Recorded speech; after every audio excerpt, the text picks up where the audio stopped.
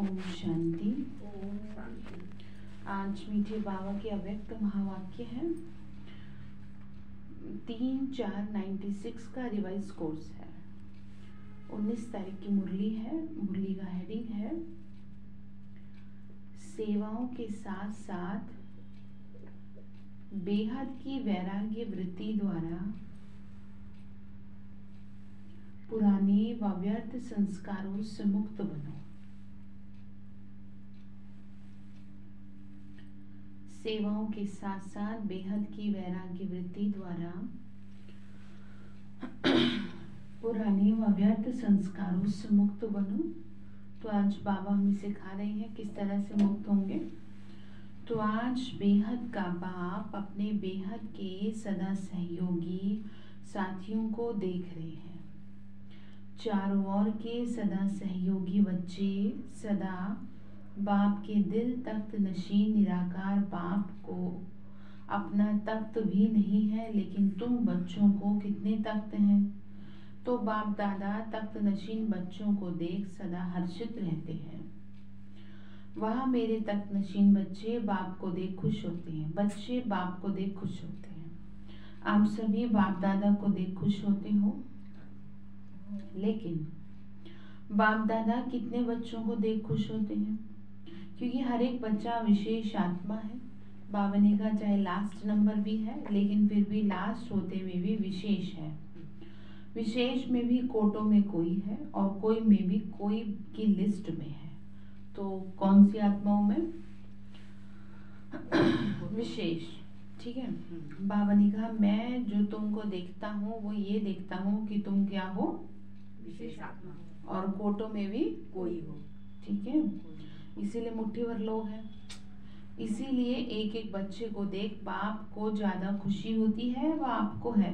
बाप को। बाबा ने कहा दोनों को होती है। करेगा बाबा क्या करे। बाप को कितने बच्चे हैं? जितने बच्चे उतनी खुशी, और आपको सिर्फ डबल खुशी है। आपको परिवार की भी खुशी है, लेकिन बाप की खुशी सदा काल की है। और आपकी खुशी सदा काल है या कभी नीचे ऊपर होती है? तो बाप दादा समझाते हैं कि ब्राह्मण जीवन का श्वास खुशी है। ठीक है, देख लो, खुशी नहीं तो ब्राह्मण जीवन नहीं। अविनाशी खुशी कभी कभी वाली नहीं। ऐसे नहीं आज खुश है कल नहीं। परिस्थितियों के हिसाब से खुशी नहीं चाहिए, सदा काल की खुशी चाहिए। परसेंटेज वाली खुशी ना हो। खुशी तो खुशी है। तो आज 50% खुशी है, कल 100% है। तो जीवन का श्वास बावनी का नीचे ऊपर है। मतलब कभी तो आप बहुत खुश है और कभी नहीं। तो जीवन का जो श्वास है वो क्या है? खुशी है। तो उस खुशी को आपने क्या कर रखा है? ऊपर नीचे कर रखा है। समझ गया? तो बावनी का जीने का जो श्वास है वो ऊपर नीचे हो रहा है तुम्हारा। तो किसी की श्वास ऐसे लटकी रहे तो क्या होगा? तो फिर यही सिखा रहे हैं कि ऐसे नहीं कि आप कभी 50% है कभी 100।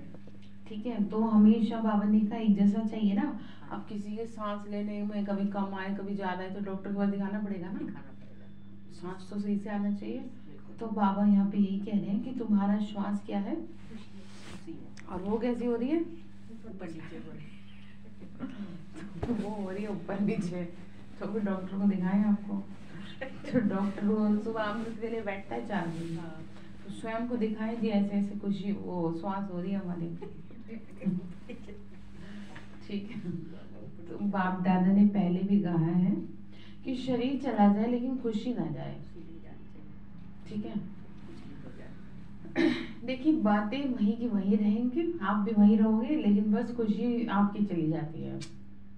लोग भी वहीं रहेंगे, कोई दूसरे प्लेनेट से तो आएंगे नहीं। ठीक है। तो ये पार्ट सदा पक्का है या थोड़ा थोड़ा कच्चा है? सदा अंडरलाइन है कभी खुशी नहीं जाए, तो ये सदा पक्का करो। कभी कभी वाले क्या होंगे? सदा खुशी में रहने वाले तो पास विद ऑनर। और कभी कभी खुशी में रहने वालों को धर्मराजपुरी से पास करनी पड़ेगी।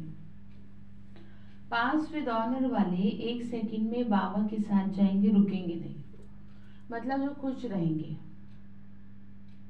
आप सब कौन हो? साथ चलने वाले हो या रुकने वाले हो? चलने वाले। तो साथ चलने के लिए क्या करना पड़ेगा? खुश रहना पड़ेगा सदा। ठीक है।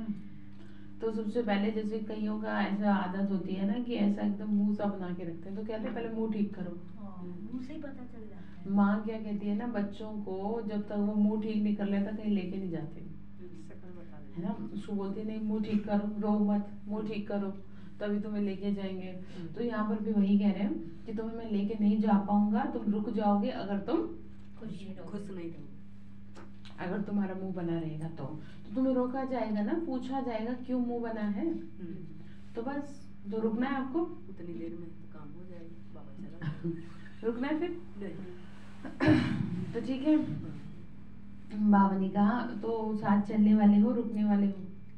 नहीं, साथ चलने वाले। ऐसा चार्ट है फिर? पूछ रहे हैं, मैं नहीं कह रही, क्वेश्चन मार्क है। ऐसा चार्ट है, साथ चलने वाला है। क्योंकि विशेष डायमंड जुबली के वर्ष में बाप दादा हर एक बच्चे के प्रति क्या शुभ आशा है वो जानते हैं। वो जानते हैं ना। बाबा ने कहा बाप दादा ने सभी बच्चों का चार्ट देखा, वर्तमान समय की प्रमाण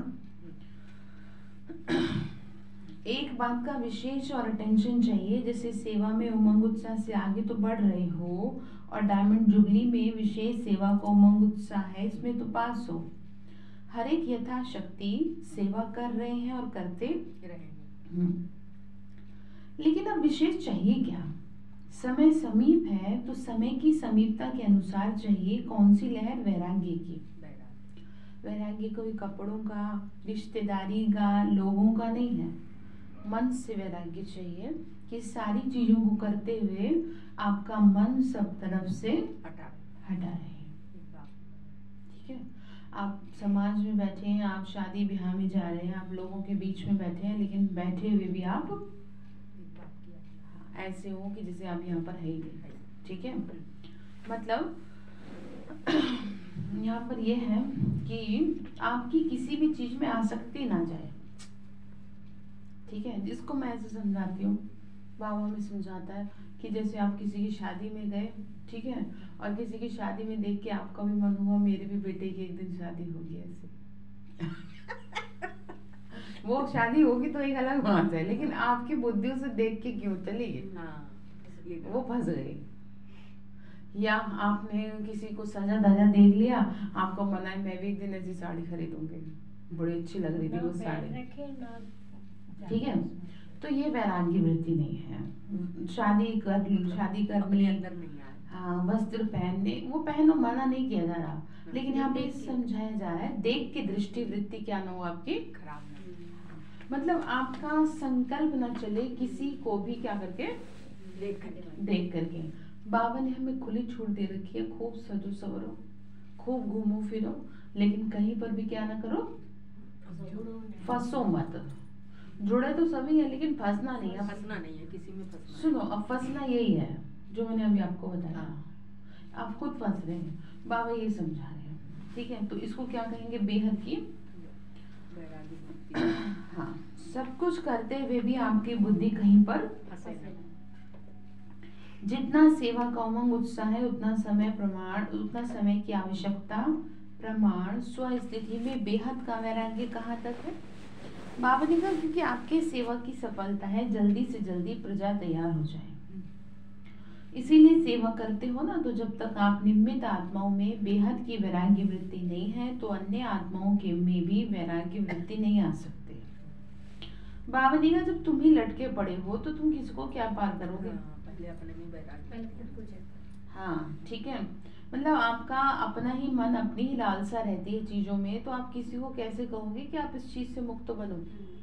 आपका खुद का मोह इतना खराब है कि आप अपने बच्चे के मोह के चक्कर में ही नहीं कोई सही डिसीजन ले पा रहे। ठीक है। जैसे मैंने आपको बताया था कि एक जज थी, एक लेडी, बहुत पुराने टाइम की बात है, तो उन्होंने अपने ही बेटे को फांसी की सजा दी थी गलत करने की वजह से। तो समझ गए आप? तो यहाँ पर भी वही है, क्योंकि वो उस सीट पर बैठी हुई है ना, वो कोई एक अपने लिए नहीं बैठी है, वो बेहद की वैराग्य वृत्ति लेके बैठी है कि मुझे सभी का क्या करना है, न्याय करना है। तो उसमें चाहे मेरा बच्चा हो या पड़ोसी का हो, कोई भी हो, मुझे सभी के प्रति न्याय की भावना रखनी है। तो यहाँ पर भी बाबा यही कह रहे हैं कि तुम्हारे को ना सबसे पहले स्वयं को परिपक्व बनाना होगा, तभी तुम दूसरों के लिए कोई सही डिसीजन ले सकते हो। ठीक है, जब तक वैराग्य वृत्ति नहीं होगी तो जो चाहते हो बाबा का परिचय सबको मिले, वो नहीं हो पाएगा। ठीक है, मतलब मन आपका अपने रिश्तेदारी, नातेदारी, परिवार, मैंपन से नहीं ऊपर उठ रहा। मेरा बच्चा, मेरा पैसा, मेरा सम्मान, मेरा पति, मेरा दुनिया में, समाज में एक इज्जत, ये क्या है, ये है हद का। ठीक है, और बेहद का क्या हो गया, बेहद का वैराग्य होता है नहीं बाबा ये सब आपका है, आपका सम्मान, मैं आपकी, ये परिवार आपका, सभी के प्रति, ये नहीं मेरा बच्चा, मेरा पड़ोसी का बच्चा भी मेरा को छोड़ना है। मतलब जैसे कि कोई भी अपने ही बच्चे से प्यार करता है, पड़ोसी किसी तो कोई नहीं करता, किसी को क्या मतलब किसी से भी। तो यहाँ पर ये सिखाया जा रहा है आप सभी से प्यार की भावना रखें, सभी के लिए कल्याण की भावना रखें, सभी को एक ही दायरे में रखें कि नहीं मुझे सबका क्या करना है। तो ये क्या हो जाएगी, बेहद। हाँ, एक में नहीं रुके हुए आप।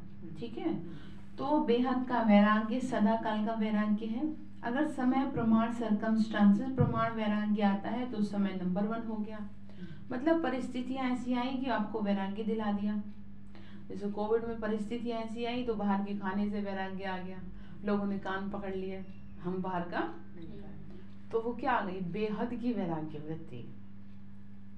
ठीक है, एक बड़े लेवल पे मन क्या हो गया, दूर दूर तक हर चीज से दूर हो गया, हट गया।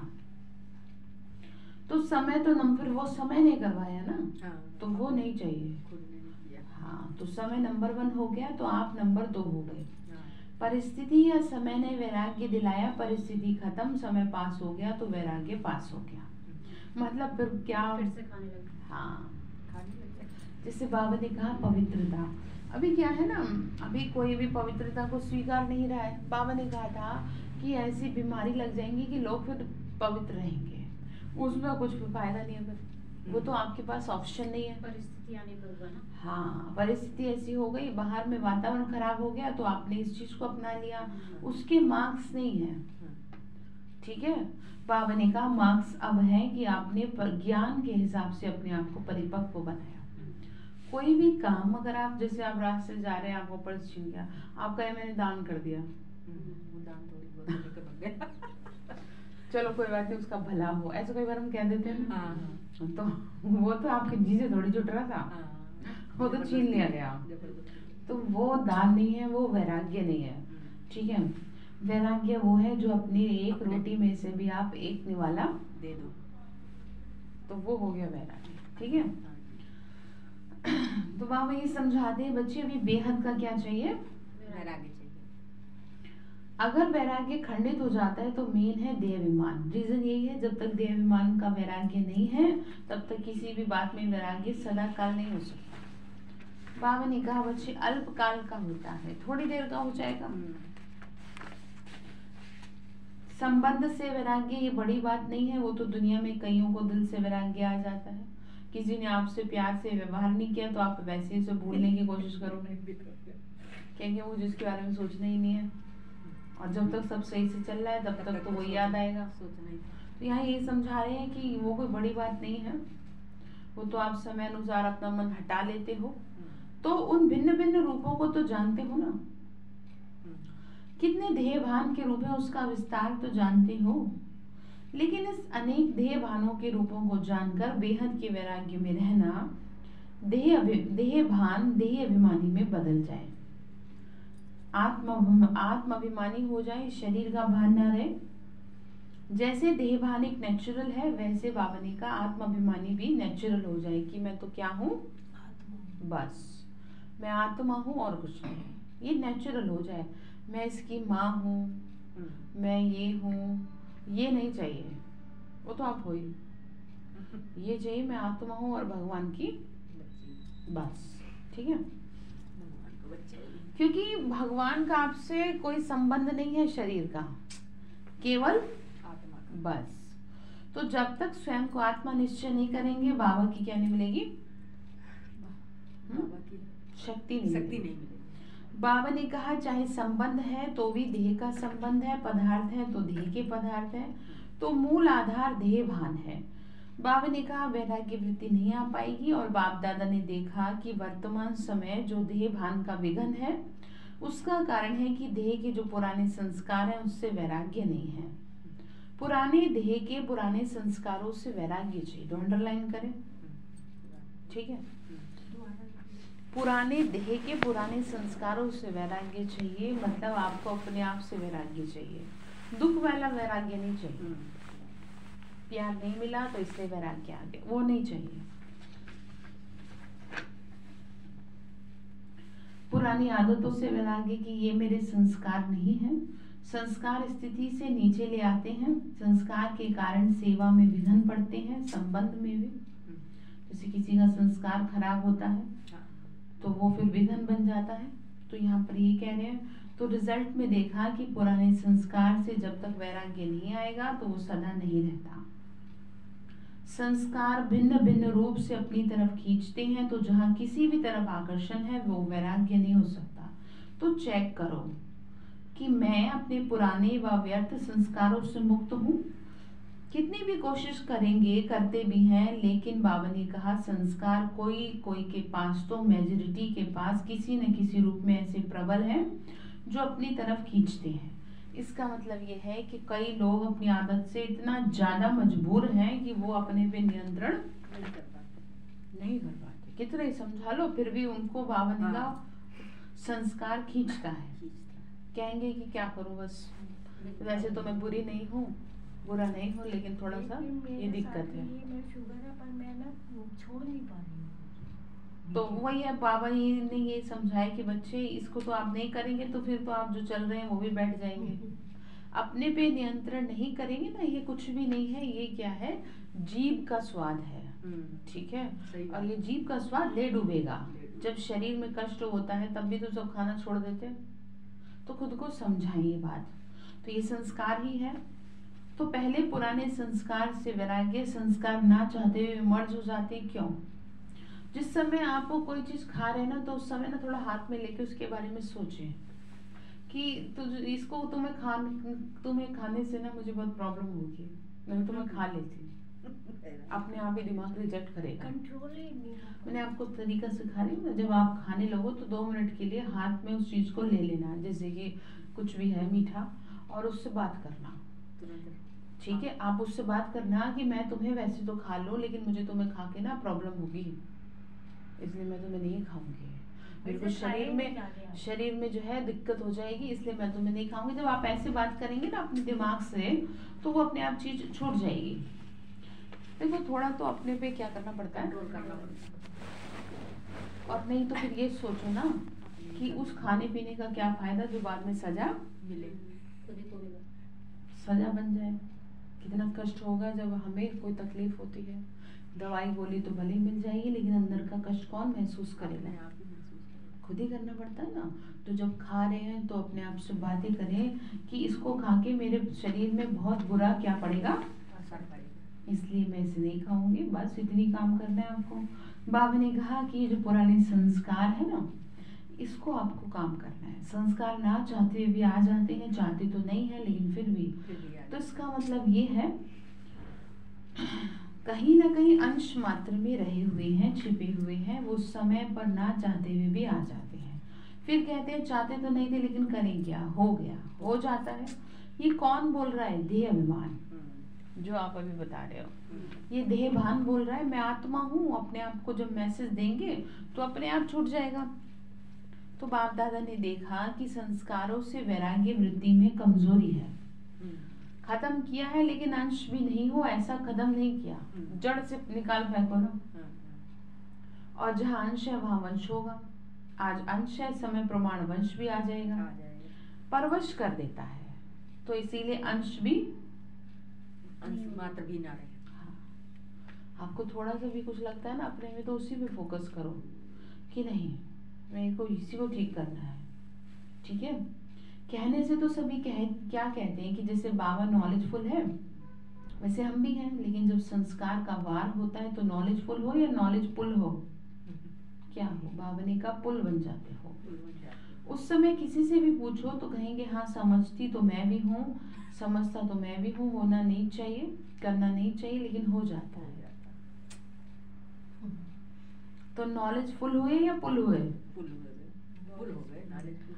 बाबा ने कहा तो नॉलेज को खींचने वाले जो नॉलेजफुल है उनको संबंध संस्कार पदार्थ वार नहीं कर सकता। देखो आ गई बात, मतलब वो किसी भी चीज के प्रभाव में नहीं आ सकते, कोई भी चीज उन्हें अपनी तरफ नहीं खींचेगी। हाँ, तो ठीक है, तो आज अंडरलाइन करें इस बात को कि कोई भी चीज आप पे अपना प्रभाव ना डाले। तो डायमंड जुबली मना रहे हो, डायमंड जुबली का अर्थ है डायमंड बनना। बेहद के वैरागी बनो, जितना सेवा का उमंग है उतना वृत्ति का टेंशन नहीं है। इसमें अलबेलापन है, चलता है, होता है, हो जाएगा, समय आएगा तो ठीक हो जाएंगे। तो समय आपका शिक्षक है या बाबा शिक्षक है? तो कौन है? अगर समय पर परिवर्तन करेंगे तो आपका शिक्षक तो समय हो गया। आपकी रचना आपका शिक्षक हो, ये ठीक है। बाबा ने कहा जब ऐसी परिस्थिति आती है तो क्या कहते हो, समय पर ठीक कर लूंगी, हो जाएगा। बाबा को दिलासा देते हो फिक्र नहीं करो, हो जाएगा, कर लूंगी खुद को ठीक, समय पे बिल्कुल आगे बढ़ जाएंगे। तो समय को शिक्षक बनाना या आप मास्टर रचयिता के लिए शोभता है, मतलब समय आपको पाठ पढ़ाए, ये ठीक रहेगा? नहीं, बाबा से ही पढ़ लो, मतलब बाबा ही मान लो। तो बाप दादा ने जो समय दिया है उसमें वैराग्य वृत्ति को इमर्ज करो। ठीक है, क्योंकि सेवा की खींचातानी से वैराग्य वृत्ति खत्म हो जाती है और सेवा में खुशी भी मिलती है, शक्ति भी मिलती है और प्रत्यक्ष फल भी मिलता है। लेकिन बाबा ने कहा बेहद का वैराग्य खत्म भी सेवा में ही होता है। इसीलिए अब अपने अंदर इस वैराग्य को लाओ। कल पहले भी आप ही थे और अभी भी आप ही। ठीक है, मतलब सेवा कर रहे हैं लेकिन फिर भी अपने संस्कारों से क्या होना है, वैराग्य वृत्ति पे काम करना है। मतलब ऐसा नहीं कि ऐसे बिजी हो गए कि कुछ पता ही नहीं है अपनी आदतों का। बाबा ने कहा इसको इमर्ज करो, तब सेवा में सफलता मिलेगी। चाहे कितने भी साधन प्राप्त हो, और साधन तो आपको दिन प्रतिदिन ज्यादा मिलने ही है, लेकिन उन साधनों से बेहद वृत्ति की साधना मर्ज नहीं हो, इमर्ज हो। मतलब साधनों की वजह से आपके ज्ञान योग पे क्या ना पड़े, हाँ। साधन और साधना का बैलेंस, जैसे उदाहरण के लिए फोन के बिना मेरे से तो योग ही ना लगेगा। ठीक है, तो ये क्या हो गया,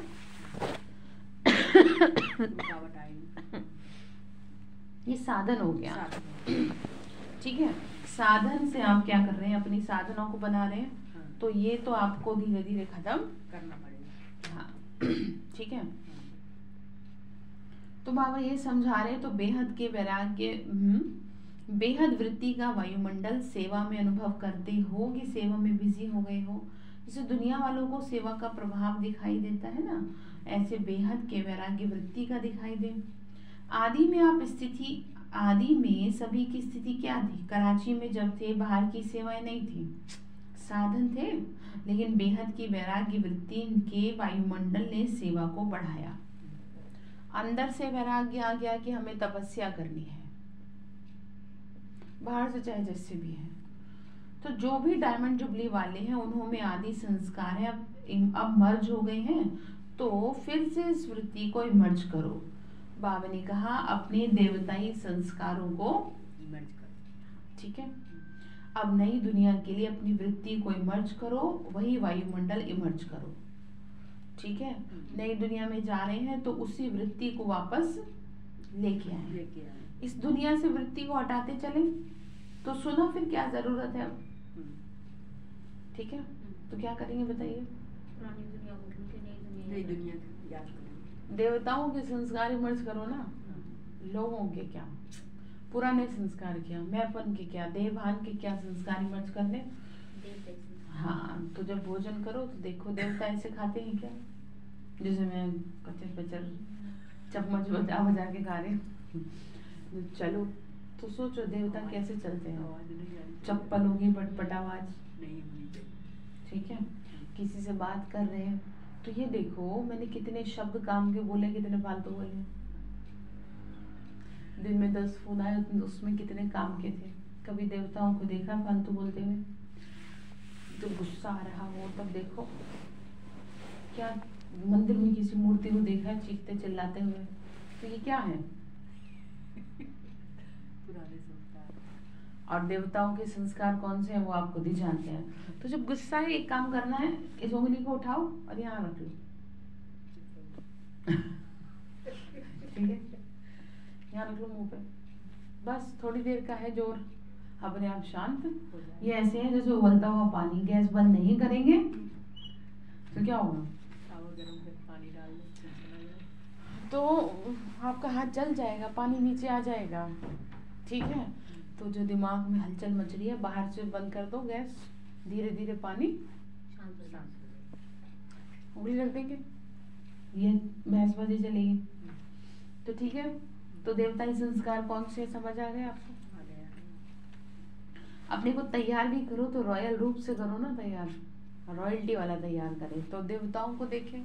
अच्छा, पहले के टाइम में आप देखें कि पहले के टाइम में तो ब्यूटी पार्लर नहीं हुआ करते थे, रानियां कितनी सुंदर हुआ करती थी, सारे श्रृंगार भी हुआ करते थे, आप समझ रहे हैं। और अभी तो राक्षस जैसे श्रृंगार है, देख के डर लगे कि ये कौन है, तो पता नहीं कहाँ से आई है। तो बाबा ये तो सिखा रहे हैं, बाबा ये नहीं कह रहे तुम कुछ ना करो ऐसे रहो, बाबा ने कहा रॉयल्टी से तैयार हो, रॉयल्टी से बोलचाल रखो, ड्रेसिंग सेंस, आपका बॉडी लैंग्वेज बहुत कैसा होना चाहिए, ठीक है। तो ध्यान रखेंगे आप, तो ये वाले संस्कार चाहिए। तो बाबा कह रहे हैं बच्चे देखो ऐसा है, अच्छा है साधन बड़े दिल से यूज करो, क्योंकि साधन आप ही के लिए है, लेकिन साधना और साधनों के चक्कर में क्या ना हो जाए, मर्ज ना करो, खत्म ना करो, बैलेंस पूरा होना चाहिए। जैसे दुनिया वालों को कहते हो ना कमल पुष्प समान बनो। साधन बुरे नहीं है, साधन तो आपके कर्मों का योग का फल है, लेकिन वृत्ति की बात है कि आपकी वृत्ति कितनी फंसी है। मतलब गाड़ी नहीं है तो मैं जाऊं कैसे, ठीक है, एसी नहीं है तो मैं सोऊं कैसे, ठीक है, घर में कोई चीज की सुविधा नहीं है तो मैं ये काम कैसे करूं, मेरे से तो अब होता नहीं, मेरा तो शरीर नहीं चलता, वो एक अलग मैटर है। लेकिन मैसेज तो गलत मत दो खुद को। ऐसे सोचो ना कि अगर ये साधन होते ही ना तो मैं क्या करती, तब भी तो मैं शरीर से करती, तब भी तो मैं हाथ से करती सारे काम। तो जब साधन नहीं है तो इस तरह से खुद को क्या करें आप, हाँ, खुद को इस तरह से मैसेज दें कि नहीं, मुझे नहीं सोचना है, अभी जो है जैसा है। बाबा से हमेशा एक बात कह के देखिए, बाबा जब तक मैं जीवित रहूं मेरे हाथ पैर, मैं किसी के असरिया नहीं, लेकिन वो चाहने से नहीं होता है, वो करने से होता है। जब आप भगवान की सेवा में अपने शरीर को लगाते हैं ना तो वो आपकी लाज रखता है, वो आपको किसी के ऊपर असरिया बनने नहीं देता, क्योंकि वो करे का ही देता है, फ्री में नहीं देता। आपने अपने ही जीवन अपने सुख साधनों में लगाया, अपने शरीर को मौज में रखा, कभी शरीर में से सेवा नहीं करे तो फिर कैसे भगवान वापस देगा। पीछे का तो आप खा रहे हो कि आप मौज में हो, आगे के लिए क्या कर रहे हो? आगे के लिए अगर ये हाथ पैर भगवान की सेवा में नहीं लगेंगे तो ये कैसे चलेंगे। तो अंत समय पे खेल होता है, जब मनुष्य की मृत्यु का समय होता है तो उसे डर लगने लगता है कि अब मेरा आपने देखा होगा, मैं आपको बता देती हूँ, जब भी कोई व्यक्ति मरता है ना, तो मैंने तो बहुत पास से देख लिया है, तो जब भी कोई व्यक्ति मरता है तो आप ऑब्जर्व करें कि सबसे पहले उसके पैर काम करना बंद करते हैं। तो इसका मतलब ये है कि आत्मा पैरों से अपनी शक्ति खींचती है, मैंने देख रखा, ठीक है। पैर सबसे पहले हाथ छोड़ते हैं सख्त, तो इन पैरों को कहाँ लेके चलो, सेवा में लेके चलो, कि जो आत्मा लास्ट में तड़पे ना, जैसे कोई तड़पता हुआ जीव जंतु देखते हैं ना, ऐसे ही मनुष्य आत्मा को मृत्यु के समय तड़पना पड़ेगा अगर उसने अपने शरीर से कोई अच्छा काम नहीं किया होगा। अगर किया है तो बहुत अच्छी बात है। ये पिछले कर्म भी आपने। हाँ वही तो आपको समझा रही हूँ। ये ऐसे है जैसे सपोज मैं बहुत कमा रही हूँ, एग्जाम्पल ले रही हूँ, बहुत कमा रही हूँ और क्या है कुछ अच्छा काम नहीं कर रही, बस उस पैसे को कमा रही हूँ और उड़ा रही हूँ। अब ये जो मेरे पास आ रहा है पैसा, ये पीछे के जन्मों का आ रहा है, उदाहरण है ना। तो पीछे के जन्मों का जो पैसा मेरे पास आ रहा है वो कभी तो खत्म होगा, और जिस दिन वो खत्म होगा उस दिन से मुझे इस जन्म के पाप कर्मों का हिसाब मिलना शुरू हो जाएगा। क्योंकि इस जन्म में मैं कुछ भी दिया नहीं, पुण्य नहीं कर रही, अभी पीछे कहीं खा रही हूँ, पीछे का कभी तो खत्म होगा।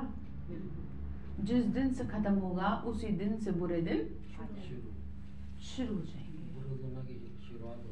हाँ वो खत्म तो होने दो उसे। जैसे लोग कहते हैं ना कि ये तो जितने करप्टेड लोग हैं उतने क्या रहते हैं, खुश रहते हैं। वो खुश इसलिए अभी पीछे का चल रहा है, अभी तो खेल बाकी है, अभी खेल बाकी है। जैसे कोई शरीर का मिसयूज कर रहा है, सुंदर शरीर मिला, स्वस्थ शरीर मिला, शरीर का मिसयूज कर रहा है, कुछ अच्छा काम नहीं कर रहा है ना शरीर से, तो जिस दिन से पीछे का हिसाब शुरू होगा उस दिन इस शरीर के कर्म इंद्रियों से किए गए पाप कर्मों की सजा मिलनी निश्चित रूप से होगी, बहुत 1000% होगी, उसे कोई रोक नहीं पाएगा। तो इसीलिए ये बात आप औरों को भी समझाएं और स्वयं भी समझें कि इसीलिए शरीर को भगवान की सेवा में लगाना बहुत जरूरी है। ठीक है। तो यहाँ पर ये समझा रहे हैं कि आप साधनों के चक्कर में क्या ना करें, साधना न करें, साधना को भंग ना करें, किसी चीज के भरोसे ना रहे कि ये चीज मिले तब हम जाएं, तब हम ये अपना कुछ अच्छा काम करें। ठीक है, हमेशा ध्यान रखना अच्छा काम। और जैसे मैंने कल आपको सिखाया था, जो भी दुनिया में लोग सफल हैं उन्होंने वही काम किए जो उनका करने का मन नहीं करता, वही किए हैं। ठीक है, चलिए तो बाबा समझा रहे हैं पहले स्वयं में करिए फिर विश्व में आएगा। ठीक है, तो डायमंड जुबली वाले क्या करेंगे, लहर फैलाएंगे। आप लोग तो अनुभवी है ना, शुरू का अनुभव है, सब कुछ था, देसी घी खाओ जितना खा सकते हो, फिर भी बेहद की वैराग्य वृत्ति। दुनिया वाले तो देसी घी खाते हैं लेकिन आप तो पीते थे, घी की नदियां देखी हैं। आपके आदमी यही बोलते हैं। तो डायमंड जुबली वालों को विशेष काम करना है, आपस में इकट्ठे हुए हैं तो रूढ़ियान करना, जैसे सेवा की मीटिंग करते हो बाबने का, इस तरह से डिस्कशन करना और उस पे काम करना। तो फाउंडेशन क्या है, बेहद की वैराग्य वृत्ति। ठीक है, वृत्ति का सिंपल लैंग्वेज में अर्थ होता है आपकी मेंटेलिटी, आपकी सोच, आपकी मानसिकता, आपके दिमाग में चलता क्या है, आपके भाव कैसे हैं, उसको क्या कहेंगे, हाँ वही यहाँ पे सिखा रहे हैं। तो फिर क्या कहा बाबा ने, कहा नहीं तो कितनी भी कोशिश करो लेकिन सेकंड में भी नहीं हो सकेंगे अगर बेहद की वैराग्य वृत्ति नहीं, युद्ध में ही चले जाएंगे। और जहाँ वैराग्य है तो ये वैराग्य योग्य धरनी, उसमें जो भी डालो उसका फल फौरन निकलता है। तो क्या करना है, सभी को फील हो कि बस हमको भी अब वैराग्य वृत्ति में जाना है। देखो थोड़ा समझो, बाहर से सर्कमस्टांसेस आपकी कुछ भी हो, अंदर से तो रहो। जैसे आप अंदर से चाह रहे हो क्या करना, सेवा करना, लेकिन आपका परिस्थिति ऐसी है कि जो आपको निकलने नहीं दिया जा रहा है, घर परिवार वाले आपको आने नहीं दे रहे, तो वो एक अलग मैटर है। आप अंदर से तो हो, आप जिससे कहते हैं जहाँ चाहा है वहाँ राह मिल जाती, फिर अपने आप भगवान आपको क्या कर देगा, लगा देगा, हाँ बंधन मुक्त कर देगा। आप अंदर से ही नहीं चाह रहे, आप खुद ही कह रहे हो मेरी तबीयत ठीक नहीं रहती है, मैं कैसे करूँगी सेवा, बस तो फिर ठीक ही ना रहेगी फिर ये। ऐसे होता है दीदी, हाँ जैसा सोच लेते हैं वैसे ही होता तो इसलिए आपको भगवान को सेटिस्फाई करना पड़ेगा, दिखाना पड़ेगा जी नहीं मैं ठीक हूँ, आप क्या कराइए मेरे से सेवा कराइए, बस पहले भगवान को सेटिस्फाई करें। हमेशा ध्यान रखें वो आपको 99.9% चेक करेगा, देखेगा, खंगालेगा आपको अच्छी तरह से कि ये सच में कह रही है, ऊपर ऊपर से कह रही हूँ, तभी जाके आपको फिर अपने कब्जे में लेगा। ठीक है, तो ध्यान रखिएगा। तो सहज है, ये मुश्किल है, थोड़ा थोड़ा आकर्षण तो होगी या नहीं? साधन अपनी तरफ तो नहीं खींचेंगे? पूछ रहे हैं आपसे, कोई साधन ऐसा तो नहीं जो आपको खींचे अपनी तरफ? चलिए, बहुत अच्छी बात है। तो अभी अभ्यास चाहिए, जब चाहे, जहाँ चाहे, जैसे चाहे वैसे 1 सेकंड में स्थित हो जाए। ठीक है, सेवा में आना है तो सेवा में आए, सेवा से न्यारे होना है तो न्यारे हो जाए। ऐसे नहीं सेवा हमको खींचे, सेवा के बिना नहीं रह सके। जब चाहे, जैसे चाहे, विल पावर चाहिए। ठीक है, अपनी इच्छा शक्ति होनी चाहिए आपके अंदर कोई भी काम को करने का। स्टॉप तो स्टॉप हो जाए, ऐसे नहीं लगाओ स्टॉप हो जाए कोई क्वेश्चन मार्क। मतलब दिमाग को ना जहाँ हो जहाँ शांत रखो। जैसे सिखाया जाता है, अगर आप अपने ऑफिस में हो, काम धंधे में हो, तो वहीं पे रखो दिमाग। घर आ गए हो तो फिर ऑफिस में ना जाए दिमाग। बाबा के घर आ गए हो तो घर में ना जाए दिमाग। योग में बैठे हो तो रिश्तेदारी ना याद आए। मतलब जहाँ हो वहीं ध्यान केंद्रित हाँ, ऐसे नहीं बैठे हैं कहीं के कहीं सोच रहे हैं। ख्याल भी हो जाएगा। हाँ, तो स्टॉप कर दो। खुद को कहो मैं क्यों सोच रही हूँ ये, अभी नहीं सोचूं, 1 घंटे बाद सोचूंगी। अभी मैं बाबा घर में बैठी हूँ, अभी मैं इसके बारे में बिल्कुल नहीं सोचूंगी, अभी मैं स्टॉप लगा दूँ। ठीक है, तो मन को आदत पड़ जाएगी। तो बाबा ने कहा तो ये चाहिए, स्टॉप करें, क्वेश्चन मार्क नहीं चाहिए, फुल स्टॉप। स्टॉप भी नहीं, फुल स्टॉप। जो चाहे वो प्रैक्टिकल में कर सकें। ठीक है, चाहते हैं लेकिन होना मुश्किल है तो उसको क्या कहेंगे? क्या कहेंगे बताइए? बाबा ने कहा चाहे वह प्रैक्टिकल में कर सके, चाहते हैं तो इसको क्या कहेंगे? विल पावर है कि पावर है? मतलब आप में अपनी इच्छा शक्ति नहीं कुछ करने की। तो बाबा ने कहा संकल्प किया तो व्यर्थ समाप्त, तो 2 सेकंड में समाप्त हो गया। ये किसके ऊपर डिपेंड है? तो समझिए आप, बाबा ने कहा योग में बैठते हैं लेकिन योग के बजाय युद्ध चलती है। योग ही नहीं होते, योद्धे बन जाते हो। याद करने बाबा को बैठे, याद वो आ रहा है जिससे 5 साल पहले मिले होंगे। सोचते तो बहुत अच्छा हो कि ये करेंगे, ये होगा, ये करेंगे, ये होगा, लेकिन प्रैक्टिकल में तो नहीं ला पा रहे हो, तो उसे प्रैक्टिकल में करो। ठीक है, संकल्प किया और हो जाए, ऐसे अनुभव करो। नहीं तो देखा जाता है बाबा से अमृत वेले रू रिहान करते, अच्छी अच्छी बातें तो बहुत बोल देते हो, लेकिन करते क्या हो? ये करेंगे, ये करेंगे, और जब रात, तो बाबा ने कहा जब रात होती है तो रिजल्ट क्या होती है? बाप को खुश बहुत करते हैं, बड़ी मीठी मीठी बातें करते हैं, इतनी अच्छी अच्छी करते हैं, बाबा खुश हो जाते हैं, लेकिन काम तो जैसे आपका बच्चा कहे पापा मुझे आपसे बहुत प्यार है, मम्मी मुझे आपसे बहुत प्यार है, बात आपके मानेगा, करे कुछ ना हो, तो आप क्या कहोगे? डोंग मत करो, काम करो। जी हाँ, रहने दो डोंग करने को, काम करो ना। प्यार का मतलब होता है अपना बिना मन के भी काम करना। लायक बच्चे जो होते हैं ना, वो माँ बाप के कहने से चाहे उनका मन हो या ना हो वो करते। जैसे पहले करते थे, पहले माँ बाप के आगे कोई बोल ही नहीं सकता था, बिल्कुल कोई नहीं बोल सकता, करते थे, डर लगता था। आज उल्टा हो गया, आज बच्चे डरे, माँ बाप डरे बच्चे से। तो ये नहीं चाहिए, ठीक है, ये बिल्कुल नहीं चाहिए। लेकिन इसमें आपको भी थोड़ा सा सख्त होना पड़ेगा। ये मोह ही है, मोह की वजह से हो रहा है और कुछ नहीं है। जैसे कि हमसे कुछ गलती हो जाती है, मैंने आपको बताया था हमारी मदर ने सिर्फ एक ही तरीका अपनाया था, हमसे बोलती नहीं थी। उनको ये नहीं था खाना ना खाए तो ना खाए, सुधरेगी कैसे? पेट में भूख लगेगी अपने आप, अकल ठिकाने लगेगी।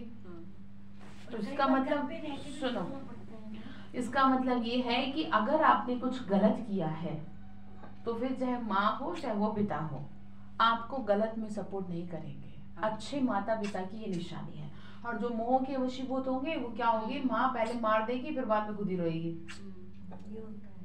तो ये गलत है, इसमें कुछ अच्छी बात नहीं है, इसमें कोई आपने बहुत बड़ा काम नहीं कर दिया।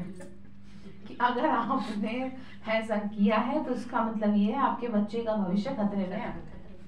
वो आगे जाके जरूर कुछ ना कुछ कांड करेगा। हाँ, शय दे दिया उसको। ये हो गया मेरी माँ तो मेरा क्या करेगी? सब साथ बचा लेगी, मेरी मुझे बचा लेगी। इसीलिए अक्सर करके घर में देखा है बच्चे माँ से कम डरते हैं, पिता से ज्यादा, क्योंकि पिता क्या नहीं करते गलत चीज में, माँ ज्यादा ममता में रहती है। लेकिन हमारी माँ ऐसी नहीं थी। तो जो गलत है सो गलत है, अगर तुमने गलत किया है तो तुम्हें बस सजा यही थी, बोलना बोलना बंद। और ज्यादा से ज्यादा किचन में ताला लगा दिया किचन में ताला। जिससे कि कुछ खाने को आजकल तो किचन में मिले। दरवाजे आजकल दरवाजा नहीं है। नहीं, हमारे घर के किचन में दरवाजा था, पहले थे, अब ताला लगा दिया। अब बंद कर दिया नहीं। अगर कोई ज्यादा बड़ा कांड कर दे बच्चे, ठीक है, और फिर अपने आप पकड़ आ जाएगी ठिकाने आने पीछे पीछे नहीं भागते करते थे। रहते। तो इसीलिए थोड़ा सा आपको थोड़ा ममता से, मोह से अलग हटना पड़ेगा। उसका मतलब ये नहीं माँ ने प्यार नहीं किया, प्यार की वजह से आज जिंदा, बिना प्यार के कैसे चल सकते थे? प्यार किया, लेकिन गलत चीज में कभी साथ में माँ के तो बिना कुछ है ही नहीं। आज मैं तो बैठी हूँ उन्हीं की वजह से बैठी हूँ।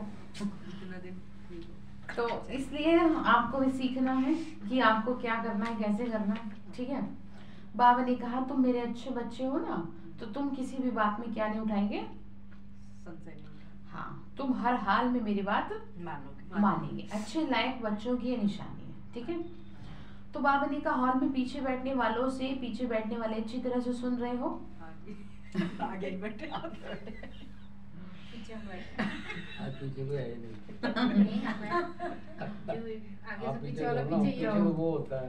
चलो कोई बात नहीं। बाबा ने कहा आगे वालों से पहले पीछे वाले करेंगे। बैठे पीछे हो लेकिन दिल के समीप हो। समीप हो। क्यों? दूसरों को चांस देना ये सेवा की है। सेवाधारी सदा बाबा के दिल पर है। कभी भी ऐसे नहीं सोचना कि हम भी अगर दादियां होती ना तो जरा सा, लेकिन सामने तो क्या दिल पर हो। तो और दिल भी साधारण नहीं, दिल नहीं तख्त है। तो दिल तख्त नशीन हो, कहाँ भी बैठे, लेकिन जिस भी कोने में हो, चाहे नीचे बैठे हो चाहे कैबिन में हो, बाबा के दिल में हो, ठीक है। तो कहाँ पर बैठे आप? बाबा के दिल में। ठीक है। अच्छा, चारों ओर के तख्त नशीन श्रेष्ठ भाग्यवान आत्माएं, सदा बेहद के वैराग्य वृत्ति से वायुमंडल बनाने वाले विशेष आत्माएं, सदा अपने श्रेष्ठ विशेषताओं को कार्य में लगाने वाले विशेष आत्माएं, सदा एक बाप के साथ और श्रीमत के हाथ का अनुभव करने वाली समीप आत्माओं को बाप दादा का याद प्यार और नमस्ते। रूहानी हम बच्चों की रूहानी माता पिता बाप दादा को नमस्ते बाबा नमस्ते। शुक्रिया बाबा, शुक्रिया बाबा। वरदान दिया बाबा ने, एक व्रता के राज को जान, वरदाता को राजी करने वाले सिद्धि स्वरूप भव। एक व्रता की राज को जान, वरदाता को राजी करने वाले सिद्धि स्वरूप भव, ठीक है। वरदाता बाप के पास अखुट वरदान है, जितना चाहे उतना खुला भंडार है। लेना चाहो आप, ऐसे खुले भंडार से कई बच्चे संपन्न बनते हैं और कई यथाशक्ति संपन्न बनते हैं। लेकिन ज्यादा झोली भरकर देने में भोलानाथ वरदाता रूप ही है। लेकिन आपको उसे राजी करने की विधि जान लो तो सर्व सिद्धियां प्राप्त हो जाएंगी। वरदाता को एक शब्द सबसे प्रिय लगता है, एक व्रता। जैसे हर कोई चाहता है, जैसे पतिव्रता, पत्नी व्रता। अच्छा, पत्नी व्रता ही होते हैं, पति व्रता तो बहुत कम होते हैं। नहीं मतलब समझ रहे? कोई होते नहीं है दीदी। कोई एक आध होगा। तो यहाँ पर भी बाबा को क्या चाहिए? एक व्रता एक व्रता चाहिए। एक से प्यार करने वाला। दुनिया में भी देख लो, जहाँ दो के बीच में तीसरा आया बस नहीं, वो तो है खत्म। गड़बड़ शुरू। तो यहाँ पर भी आपके और बाबा के बीच में कोई आया गड़बड़ है। तो क्या करेंगे फिर आप? एक व्रता एक। वेरी गुड, ठीक है। आप एक ही ऐसे उदाहरण बन जाओ जो 100 के बराबर हो। एक व्रता। तो बाबा मुझे भी फिर कहेगा कि चलो कोई बात नहीं, एक ही 100 के बराबर बन जाओ ना। हाँ। तो बाबा ने कहा संकल्प स्वप्न में भी पूजा व्रता ना हो, सॉरी दूजा व्रता, मतलब दूसरा ना हो ना। बाबा ने कहा वृत्ति में रहे मेरा तो एक, दूसरा ना कोई। ऐसे सबके साथ रहो, लेकिन इमोशनली उससे रहो। पीछे पड़ जाओ, जैसे बच्चा माँ के पीछे पड़ जाता है, मुझे ये चीज चाहिए। ऐसे ही जब सर्कमस्टांसेस आपके हाथ में नहीं है तो बाबा के पीछे पड़ जाओ। पीछे पड़ जाओ, बैठे रहो तब तक। जब तक समाधान ना हो जाए। मैंने आपको बताया था वो मैंने आपको बताया था ना वो एक जो मैंने बताया था मदर की वो फ्रेंड आई थी ना, उन्होंने अपना अनुभव बताया था कि जब भी घर में कोई समस्या आ जाती थी वो बैठ जाती थी कमरा बंद करके और उनसे जाइए वो तो कुछ नहीं ऐसा होता होगा, लेकिन सिर्फ एक सम्मान का अभ्यास में घंटों जब तक समाधान नहीं निकल जाएगा मैं इस कमरे से बाहर नहीं आऊंगी। तो 1 घंटा 2 घंटा मैं मास्टर सर्वशक्तिवान हूँ, अभ्यास करें बैठ के, कैसे नहीं आएगा समाधान। तो ठीक है, तो बाबा ये समझा रहे हैं कि दूसरा कोई नहीं होना चाहिए मेरे अलावा, इस राज को जान लो तो झोली वरदानों से भरपूर हो जाएगी। तो स्लोगन है मनसा और वाचा दोनों सेवाएं साथ साथ करो, मनसा और वाचा दोनों सेवाएं साथ साथ करो तो डबल फल प्राप्त होता रहेगा। ठीक है, तो मुरली बहुत पावरफुल है, तो मुरली रिकॉर्ड हो गई है, आप एक से 2 बार जरूर सुन लें। ठीक है, बाबा ने आज हम बच्चों को स्पेशली कहा है बेहद की वैराग्य वृत्ति। वैराग्य वृत्ति क्या है मैं आपको बता चुकी हूँ, सुन लेंगे दोबारा से तो और अच्छे से समझ में आ जाएगा। ठीक है, अच्छा, ओम शांति।